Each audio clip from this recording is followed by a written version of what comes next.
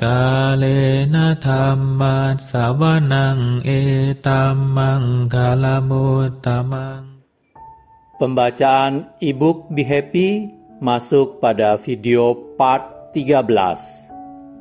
Kita akan bacakan subbab bagian 22, 23, dan 24, yaitu pernikahan bahagia, kerupawanan Anda, dan pengumpulan kekayaan.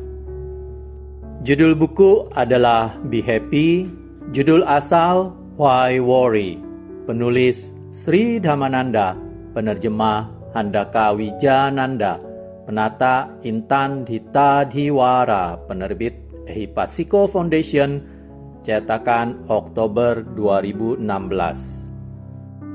Baiklah, kita mulai bab 4, subbab 22, pernikahan bahagia.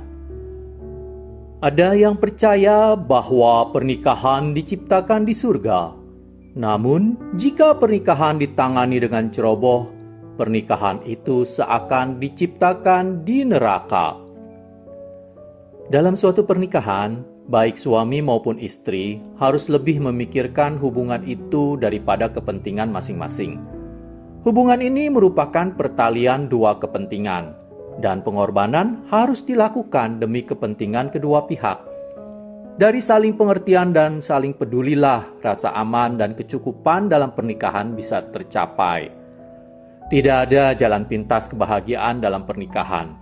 Tidak ada dua insan yang bisa hidup bersama dalam hubungan emosional yang intim dalam waktu yang lama tanpa pernah mengalami kesalahpahaman atau perselisihan dari waktu ke waktu. Pengertian dan toleransi dibutuhkan untuk mengatasi perasaan cemburu, kemarahan, dan curiga. Berpikir bahwa seseorang tidak perlu melaksanakan sikap memberi dan menerima, sama saja menganggap bahwa cinta dalam pernikahan adalah hanya untuk meminta tanpa perlu berkorban. Membangun pernikahan bahagia. Sukses dalam pernikahan lebih didasarkan pada keserasian alih-alih sekedar mencari pasangan yang tepat. Kedua pihak harus berusaha menjadi orang yang tepat dengan bersikap saling menghormati, saling mencintai, dan memperhatikan satu sama lain. Cinta adalah perasaan dan pemenuhan batin yang timbul dari pertumbuhan yang sehat, demi dan bersama yang lain. Dalam pernikahan yang berhasil, setiap pasangan harus selalu tidak mencoba menjalani segala sesuatu menurut caranya. Ini mengingatkan kita pada pepatah lucu. Laki-laki punya maunya, perempuan punya caranya. Cuma ada satu jalan untuk ditempuh bersama. Jalan itu mungkin tidak rata, berlubang, dan kadang sulit, tapi selalu merupakan jalan bersama. Pernikahan yang bahagia bukanlah pernikahan yang dijalani dengan mata tertutup. Kita melihat kekurangan juga kelebihan, dan kita harus menerima kenyataan bahwa tak ada yang sempurna. Sepasang suami dan istri harus belajar berbagi kebahagiaan dan derita dalam kehidupan mereka sehari-hari. Saling pengertian adalah resep rahasia pernikahan yang bahagia. Pernikahan adalah berkah, tapi sayangnya banyak orang yang memperlakukannya dengan sebaliknya, akibat kurangnya komunikasi dan pengertian yang benar. Kebanyakan masalah dalam kehidupan suami istri timbul akibat keengganan dari salah satu pasangan untuk berkompromi dan bersabar. Jalan emas untuk menghindar dari salah pengertian yang berlebihan adalah dengan menjalani kesabaran, toleransi, dan pengertian. Manusia itu emosional, dan karenanya mudah tersinggung dan marah. Suami istri harus berusaha sebisa mungkin untuk tidak menjadi marah secara bersamaan. Ini adalah aturan emas untuk pernikahan bahagia. Jika kedua pihak tidak marah pada saat yang sama, masalah bisa diselesaikan dengan mudah dengan menerapkan semangat luhur kesabaran, toleransi, dan pengertian. Suami harus memperlakukan istrinya dengan hormat, penuh pengertian dan timbang rasa, dan bukannya sebagai pembantu ataupun boneka. Meskipun seorang suami dianggap sebagai pencari nafkah rumah tangga, Adalah juga tugas suami untuk membantu istri dalam pekerjaan rumah tangga ketika dia luang. Seorang istri, sebaliknya, mesti tidak selalu menggerutu kepada suaminya untuk hal-hal yang sepele. Jika ia sungguh-sungguh memiliki kekurangan, sang istri harus mencoba berbicara dengannya dan mengkoreksinya dengan cara yang halus. Setiap pihak harus berusaha bertoleransi dan menangani setiap masalah tanpa mengganggu pasangannya, terutama jika ada masalah yang menyangkut perjalanan karir pasangannya. Jika satu pihak menjadi cemburu, ia harus berusaha mengendalikan rasa curiganya terhadap gerak-gerik pasangannya, karena rasa curiga itu belum tentu benar.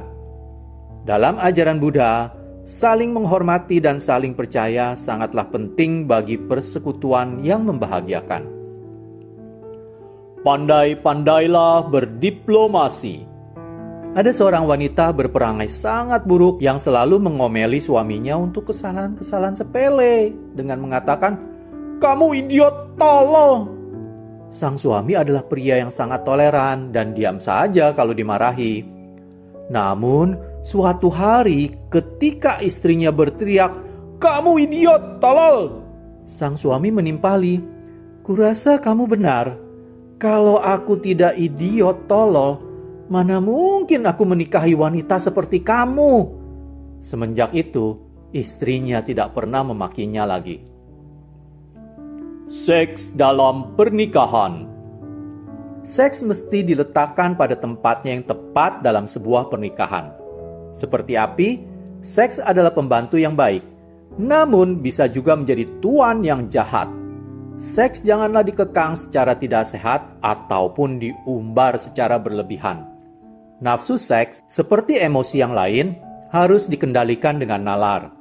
Meskipun seks merupakan unsur yang penting dalam kebahagiaan kebanyakan pasangan, perlu disadari bahwa orang bisa bahagia tanpa menempatkan seks sebagai hal yang utama. Sebaliknya, orang bisa saja menikmati seks dan tetap saja tidak bahagia. Cinta sejati tidak cuma fisik. Cinta sejati adalah persekutuan spiritual, pertemuan hati. Seks lebih dari sekedar pemuasan nafsu. Seks merupakan dasar bagi kebersamaan intim jangka panjang. Dari masa ke masa, cinta dan sikap saling menghormati telah terbukti menjadi landasan bagi keintiman di antara gender. Dr. Helen Kaplan dari Cornell Medical Center menyatakan bahwa tanpa adanya keintiman, tak akan bisa ada cinta. Definisi beliau untuk keintiman adalah berbagi rasa, bukan informasi. Pasangan yang tidak intim cenderung berbicara tentang sembarang hal, seperti cuaca, acara televisi, atau apa yang akan disantap nanti malam. Mereka tak pernah memberi kesempatan untuk membiarkan pasangannya mengetahui apakah mereka bahagia, tidak bahagia, takut, cemas, atau perasaan intim lainnya. Mereka juga tak tertarik mengetahui bagaimana sesungguhnya perasaan pasangan mereka. Pasangan suami istri harus berusaha sebisa mungkin untuk mengembangkan nilai-nilai yang tak lapuk oleh waktu, seperti kasih sayang, kesetiaan, dan kesusilaan. Pertumbuhan sejati hanya bisa muncul melalui pengembangan nilai-nilai ini. Tak ada yang bisa menghindarkan diri dari hukum alam sebab akibat ini. Harapan bagi pertumbuhan pribadi dan keharmonisan masyarakat terletak pada pengakuan terhadap hukum ini, bukannya menyerah pada nafsu kebinatangan yang cuma membawa kesengsaraan bagi orang yang benar-benar kita cintai. Harkat, martabat manusia, dan nilai-nilai kemanusiaan sedang terkikis dalam masyarakat modern ini. Siapa yang lebih beradab? Cara berpakaian tradisional perempuan dari suku pegunungan membiarkan bagian atas tubuh terbuka. Mereka tidak menarik perhatian laki-laki yang ada di antara mereka karena telah terbiasa dengan keadaan ini turun-temurun. Namun ketika mereka akan dikunjungi oleh petugas yang akan melakukan studi tentang cara hidup mereka, gadis-gadis muda suku itu disuruh bersembunyi oleh kepala suku mereka. Gadis-gadis itu aman dari laki-laki suku mereka sendiri Namun entah apa yang akan dilakukan petugas-petugas yang disebut orang beradab itu jika melihat mereka. Kecenderungan orang-orang pada ketergantungan dan hasrat terhadap seks sudah membahayakan. Nenek moyang kita menyingkap tabir rahasia kemunafikan seputar seks, dan adalah baik bahwa tabir itu telah disingkap. Tapi ketika seks menjadi begitu diagungkan dan sensasional seperti dewasa ini, seks menghalangi pengembangan nilai-nilai yang lebih tinggi dalam masyarakat. Media massa khususnya telah mengeksploitasi sisi erotik kehidupan sedemikian derasnya, sehingga manusia diberondong dengan rangsangan seksual dari tiap sisi. Cara mereka mengatur hidup adalah dengan menunjukkan kepada orang-orang bahwa kehidupan seks seolah adalah aspek paling penting dalam kehidupan manusia, dan mengabaikan tugas dan tanggung jawab penting lain sebagai manusia yang terhormat. Menjalani pernikahan bahagia.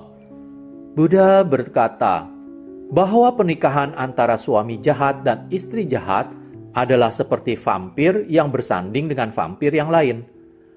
Pernikahan antara suami jahat dan istri yang baik adalah seperti vampir bersanding dengan bidadari. Pernikahan antara suami yang baik dengan istri jahat adalah seperti malaikat bersanding dengan vampir. Pernikahan antara suami yang baik dengan istri yang baik adalah seperti malaikat bersanding dengan bidadari. Montaigne membuat lelucon tentang pernikahan. Pernikahan ideal berlangsung antara perempuan buta dengan laki-laki bisu. Menurut agama tertentu, laki-laki boleh menikahi lebih dari satu istri atau poligami. Sementara agama lain bersikeras mengharuskan pernikahan antara satu suami dengan satu istri atau monogami. Menurut ajaran Buddha sendiri, pernikahan adalah soal pilihan pribadi dan setiap orang adalah subjek hukum yang berlaku di negara ia tinggal. Bahkan di negara-negara yang membolehkan poligami, ada cukup banyak bukti bahwa laki-laki yang memiliki istri lebih dari satu cuma mengundang lebih banyak masalah dan beban dalam hidupnya. Kebanyakan dari kita sudah punya lebih dari cukup masalah. Bukannya berusaha menyelesaikannya, banyak orang malah mencari lebih banyak masalah lagi. Beberapa orang mengatakan, menikahi pasangan yang menarik adalah ibarat membeli mobil bekas pakai. Keduanya bisa menuntut tanggung jawab tambahan. Satu kepala, dua istri. Terdapatlah seorang laki-laki yang tidak puas dengan istri yang telah dinikahinya selama bertahun-tahun. Ia memutuskan untuk mengambil istri kedua yang tentu saja menarik dan cantik. Namun istri kedua kelihatannya agak malu terlihat bersama-sama suaminya yang sudah tua. Jadi untuk membuatnya tampak lebih muda, ia mencabuti semua uban di kepala suaminya. Ketika istri pertama melihat hal ini, ia pun tak mau kalah mencabuti rambut hitam suaminya agar suaminya kelihatan tua. Persaingan antara kedua perempuan itu berlangsung terus hingga akhirnya suami mereka benar-benar pelontos. Perempuan suka merayakan ulang tahun dan acara peringatan. Suami yang penuh perhatian harus mengingat hari-hari penting ini dan mesti tidak terlalu sibuk untuk tetap menghidupkan cinta dengan sedikit hadiah dan perhatian. Perbuatan kecil penuh perhatian seperti ini menunjukkan kepada orang yang Anda cintai bahwa Anda memperhatikannya, bahwa Anda hendak menyenangkannya, bahwa kebahagiaan dan kesejahteraannya sangat penting dan berarti bagi Anda. Pasangannya akan sungguh menghargai perbuatan kecil penuh perhatian seperti ini. Dan perhatian seumur hidup inilah yang membuat rumah tangga tetap hangat. Perbuatan kecil penuh cinta ini adalah dasar dari pernikahan yang bahagia. Suami istri masa kini bisa mengatur ukuran rumah tangga mereka dengan mengikuti program keluarga berencana. Pasangan yang bijaksana merencanakan keluarga mereka sesuai dengan pendapatan dan kemampuan mereka. Tak ada alasan bagi ajaran Buddha untuk menentang keluarga berencana dan praktek pengendalian kelahiran melalui pencegahan pembuahan sel telur. Namun, Begitu embrio terbentuk, ia mesti dibiarkan hidup terus. Ajaran Buddha tidak mendukung perbuatan aborsi yang jelas merupakan tindakan pembunuhan. Pernikahan itu seperti sepasang pisau gunting yang disatukan agar tak lagi berpisah. Sering mereka bergerak berlawanan arah, tapi kehancuran menunggu siapa saja yang menghalang di tengah. Gembok pernikahan itu begitu berat sehingga perlu 2 orang untuk memikulnya. Subbab 23. Kerupawanan Anda. Kecantikan itu sangat subjektif. Apa yang Anda anggap cantik bisa jadi buruk menurut orang lain. Periklanan memegang peranan penting dalam mempengaruhi konsep kita tentang keindahan dalam era modern. Keindahan adalah bagaimana kita melihatnya. Seperti kata pepatah, keindahan ada di mata penglihatnya. Taktik-taktik promosi yang agresif digunakan untuk membentuk pengharapan orang sekaligus tingkat penerimaan revolusioner dalam soal gaya, mutu, dan gemerlap. Setiap saat para pengiklan berusaha mencekokkan pengharapan yang tak realistis ini hingga ke tingkat di mana laki-laki dan perempuan yang lugu menuntut secara berlebihan keindahan sebagai hak asasi manusia. Bagaimanapun, apa yang disebut keindahan atau kecantikan yang dikejar orang adalah bentuk luar, alih-alih keindahan sebelah dalam. Tampak luar yang rupawan adalah apa yang dicari kebanyakan orang, terutama kaum muda, dalam memilih kawan atau ketika memilih jodoh. Karena tingginya nilai yang ditetapkan bagi kecantikan luar, orang mencoba berbagai metode untuk mendapatkan keadaan yang diinginkan ini. Ini bisa berarti pergi aerobik, kursus intensif pelangsingan badan, penarikan kerut wajah, memakai busana yang modis, gaya baru potongan rambut, atau kosmetik.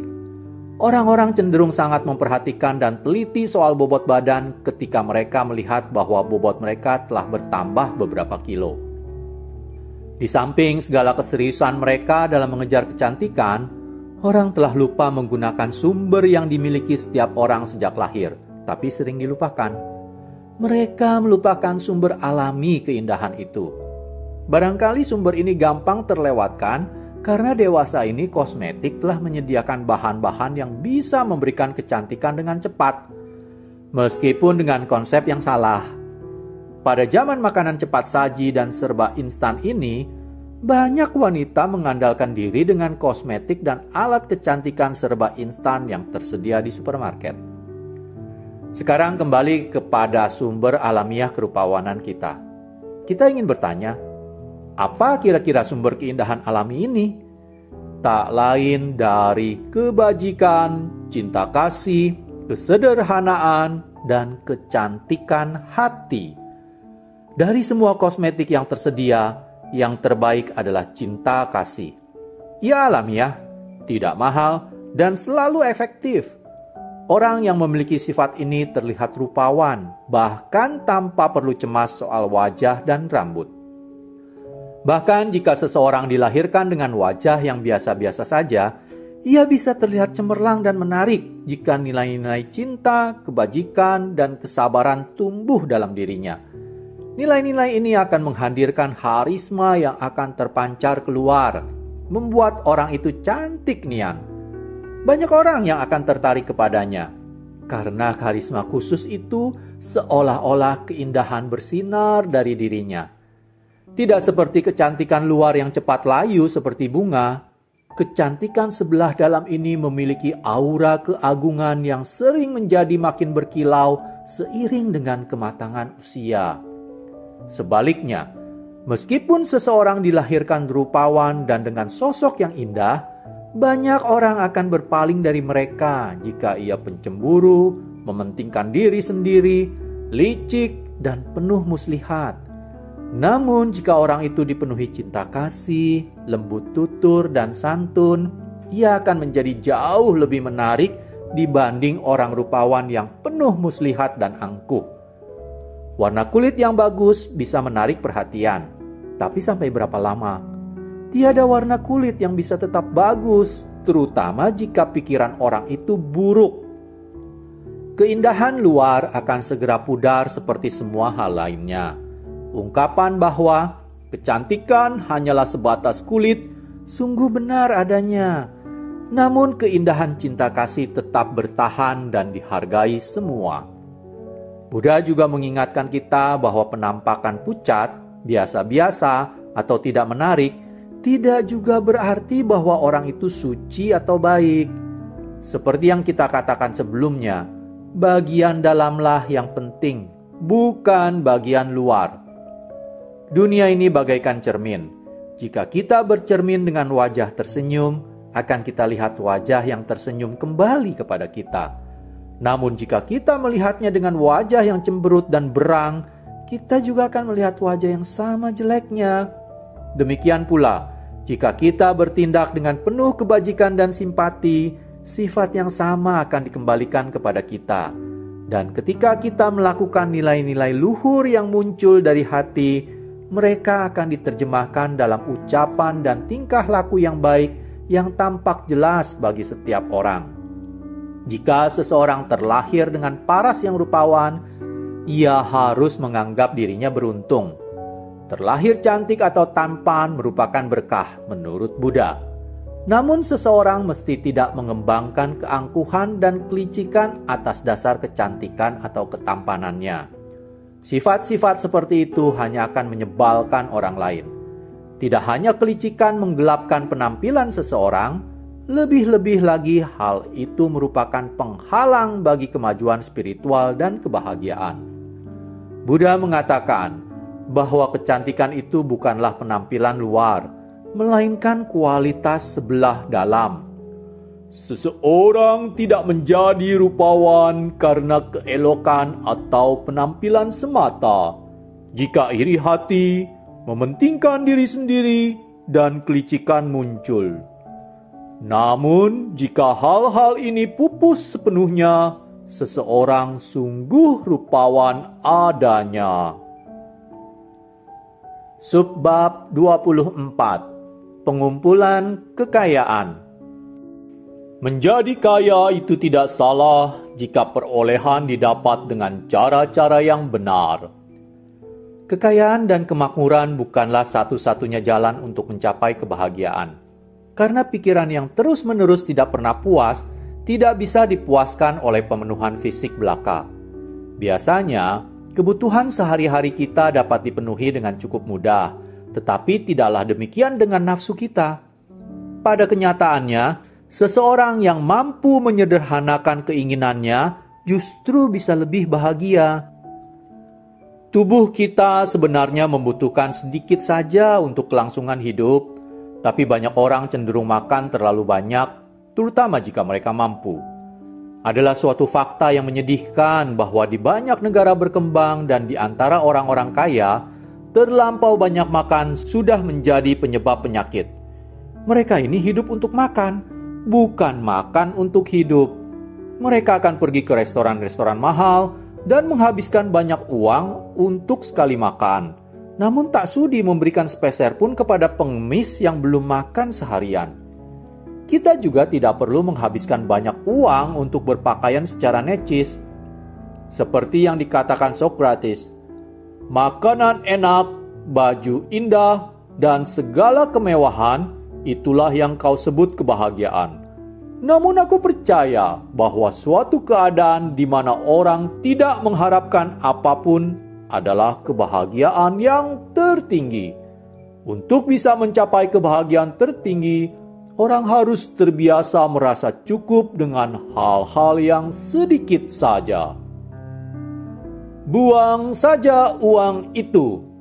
Setelah berhari-hari didera hujan deras, sebuah desa yang terkenal dengan perenang-perenang andalnya dilanda banjir.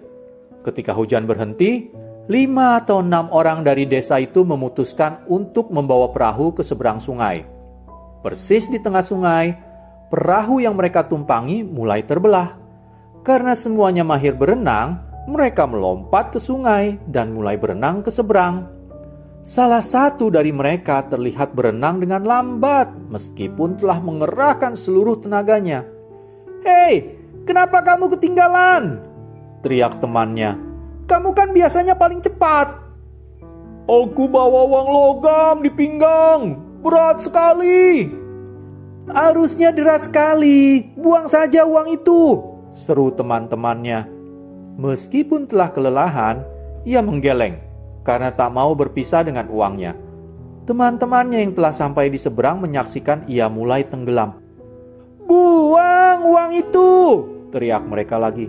"Jangan bodoh, kamu bisa mati!" Tapi ia tetap tak rela melepas uangnya, dan segera saja ia tersapu arus yang deras dan tenggelam. Rasa cukup. Tak seorang pun bisa mencapai kebahagiaan sempurna kalau ia tidak berhasil mengendalikan hati dan pikirannya yang tamak. Sepanjang kita masih mengejar kebahagiaan dalam pemuasan nafsu perolehan materi, kita tak akan pernah menemukannya. Itu hanya akan seperti mimpi indah. Secara manusiawi adalah tidak mungkin untuk memperoleh segala sesuatu yang kita inginkan, karena ketakpuasan merupakan sifat setiap kelekatan. Kelekatan pada uang. Agama dunia materialistik dewasa ini adalah pendewaan uang. Setiap orang ingin kaya dengan cepat, dengan segala cara, baik dengan metode yang benar maupun yang salah. Dunia begitu gampang terjebak dalam pengumpulan uang dengan segala cara. Di dalam kepungan materialisme, manusia dengan cepat kehilangan nilai-nilai spiritualisme. Menjadi kaya itu tidak salah jika perolehan didapat dengan cara-cara yang benar. Kekayaan yang diperoleh dengan cara yang salah akan membawa masalah, kesulitan, dan perasaan bersalah. Dalam pengejaran kekayaan, manusia kehilangan pandangan bahwa uang hanyalah sarana dan bukan tujuan. Kita gagal memahami sifat, makna, dan tujuan kekayaan. Kita cuma tertarik pada satu tujuan, mendapatkan uang lebih banyak lagi. Alhasil, kita berakhir di lorong gelap dalam keadaan frustrasi dan bingung karena kita tak lagi dekat dengan kebahagiaan sejati seperti tak kala kita masih hidup sederhana. Inilah sebabnya mengapa ada orang kaya yang tidak bahagia, gelisah, dan sengsara, karena mereka gagal memahami bahwa uang bisa saja membeli kesenangan indrawi dan duniawi, tapi tidak bisa membeli kebahagiaan. Seberapa jujur para pendeta itu? Bahkan orang-orang yang berkarya demi agama pun bisa melekat terhadap uang. Berikut adalah cerita 3 pendeta dari 3 agama. Katakan mereka dari agama A, agama B, dan agama C. Suatu hari, mereka sedang membahas tentang bagaimana mereka bertahan hidup tanpa menerima gaji. Pendeta agama A berkata bahwa ketika orang menaruh uang di kotak derma, dia menggambar sebuah garis dan berkata, "Tuhan, saya akan melempar uang ini ke atas, dan uang yang jatuh di kanan garis adalah milikmu, dan yang jatuh di kiri adalah milikku." Pendeta yang lain mengatakan bahwa itu tidak adil karena dia bisa saja melempar uang supaya lebih banyak yang jatuh ke sebelah kiri. Kemudian pendeta agama B berkata, "Saya menggambar lingkaran dan melempar uang ke atas. Yang jatuh di dalam lingkaran adalah milik Tuhan dan sisanya buat saya." Pendeta agama C berkata, "Oh, itu namanya akal-akalan. Kalau kamu melempar uangnya tinggi-tinggi, sebagian besar uang akan jatuh di luar lingkaran dan Tuhan hanya akan mendapat sedikit saja. Sesungguhnya sayalah yang paling jujur karena saya tahu bahwa seluruh uang adalah milik Tuhan. Jadi saya melempar semuanya ke langit dan mengatakan, 'Tuhan, seluruh uang ini adalah milikmu. Ambillah sebanyak yang kau mau, dan biarlah yang tak kau kehendaki turun ke bumi lagi untukku.'" Banyak kasus penipuan, pemalsuan, dan penggelapan yang dilaporkan di surat kabar melibatkan uang jutaan dolar. Perbuatan tak terpuji ini telah menyebabkan penderitaan yang tak terbilang banyaknya. bahkan kematian terhadap mereka yang tidak berdaya menanggung beban mental kehilangan materi. Yang lebih menyedihkan, perbuatan tercela ini dilakukan oleh mereka yang memegang jabatan penting. Mereka menyalahgunakan kecerdasan dan kepercayaan yang diberikan kepada mereka untuk memperkaya diri dengan mengorbankan orang lain. Ketakjujuran dan penyelewengan seperti itu adalah akibat dari hasrat untuk menjadi kaya secepat mungkin. Tujuan hidup mereka adalah mendapatkan uang lebih banyak dan lebih banyak lagi. Dan mereka bahkan tak peduli lagi dengan nasihat agama. Kejujuran dan integritas tak berarti apa-apa bagi mereka. Mereka butuh lebih banyak uang untuk bisa lebih memuaskan nafsu dan hasrat kepemilikan. Penyamaan yang keliru. Tak bisa kita bantah fakta bahwa pengumpulan kekayaan bisa membawa kebahagiaan dan rasa aman sampai tingkat tertentu. Tapi kita semestinya tidak menjadikan pengumpulan harta sebagai satu-satunya tujuan dalam hidup ini, seperti yang terjadi pada kebanyakan orang saat ini, dan melupakan bahwa banyak hal yang bisa membuat hidup ini lebih bermakna daripada sekedar pengumpulan harta. Untuk memelihara kedamaian dan keselarasan dalam hidup ini, kita harus menerapkan sikap yang realistis dan masuk akal terhadap kekayaan. Kalau kita membiarkan diri kita diperbudak oleh uang, kita akan dihancurkan oleh uang. Ia yang tahu bahwa cukup adalah cukup, akan selalu cukup hati. Lao Tzu. Setiap orang mencari kebahagiaan, dan itu adalah lumrah. Sayangnya, banyak orang menganggap kebahagiaan sama dengan kekayaan. Bagi orang yang bijaksana, ini adalah penyamaan yang keliru. Memiliki sedikit keinginan dan merasa puas dengan hal-hal yang sederhana adalah ciri orang besar. Semua orang besar menjalani hidup yang sederhana, tapi terhormat. Menjalani pengendalian diri dan menjauhkan diri dari segala yang berlebihan yang mendorong nafsu indrawi dan menghabiskan energi vital. Dengan kata lain, semakin sedikit keperluan, semakin besarlah kebahagiaan. Epicurus, seorang filsuf Yunani berkata, "Jika engkau ingin membuat seseorang bahagia, jangan tambah kekayaannya, tapi buang saja nafsunya." Menggunakan kekayaan dengan tepat. Kekayaan mesti digunakan dengan baik dan bijaksana. Kekayaan mesti digunakan demi kesejahteraan diri sendiri dan orang lain. Jika kita menghabiskan waktu melekatkan diri pada harta, tanpa memenuhi kewajiban kepada negara, rakyat, dan agama, kita akan menjalani hidup yang hampa dan penuh kecemasan. Akhirnya, ketika waktunya tiba untuk meninggalkan dunia ini, kita akan menyadari setelah terlambat bahwa kita belum sepenuhnya memanfaatkan kekayaan. Tak seorang pun, termasuk diri sendiri, yang benar-benar mendapat manfaat dari kekayaan yang telah dikumpulkan dengan susah payah. Buddha telah menasihati kita untuk melawan kebodohan melekat pada kekayaan yang mementingkan diri sendiri, tanpa berusaha memperbaiki kualitas hidup dan kebahagiaan orang lain. Hartamu akan tertinggal ketika engkau meninggal. Sahabat dan keluargamu akan mengantarmu sampai ke kubur. Namun, hanya perbuatan baik dan buruk yang telah engkau lakukan selagi masih hidup yang akan menemanimu sampai ke kehidupan selanjutnya. Nabi Muhammad berkata bahwa hanya 3 bagian dari kepemilikan yang bisa kita nyatakan sebagai milik kita, yang telah kita konsumsi, yang telah kita berikan kepada orang lain, dan yang telah kita korbankan untuk agama. Manusia memiliki potensi untuk berbuat baik maupun buruk.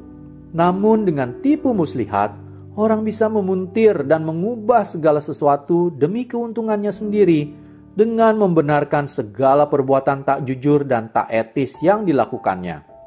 Ketika suatu perbuatan buruk dilakukan, adalah lebih baik mengatakan hitam adalah hitam dan jujur terhadap diri sendiri.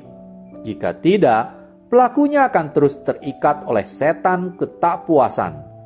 Mussolini dan Hitler sekalipun mengaku mempunyai motif yang baik ketika mereka menyebabkan kematian 40 juta manusia. Begitu juga macan betina yang menerkam manusia untuk memberi makan anaknya. Jika Anda ingin benar-benar bahagia, Anda harus memeriksa dengan jelas segala perbuatan Anda untuk memastikan bahwa perbuatan itu tidak didorong oleh sifat mementingkan diri sendiri, melainkan demi kesejahteraan banyak makhluk. Karenanya, sudah waktunya bagi kita untuk memeriksa situasi yang sedang kita hadapi dengan jernih dan menguji kembali lebih jauh nilai-nilai yang kita pegang. Barangkali sajak dari pengarang tak dikenal berikut ini bisa membantu kita memahami nilai uang dengan lebih benar. Apa yang bisa dibeli dengan uang? Ranjang, bukan tidur. Buku, bukan pengetahuan. Makanan, bukan selera. Dandanan, bukan kecantikan. Bangunan, bukan rumah. Obat, bukan kesehatan. Kemewahan, bukan kenyamanan. Kesenangan, bukan kebahagiaan. Agama, bukan keselamatan. Jangan katakan ini punyamu dan ini punyaku.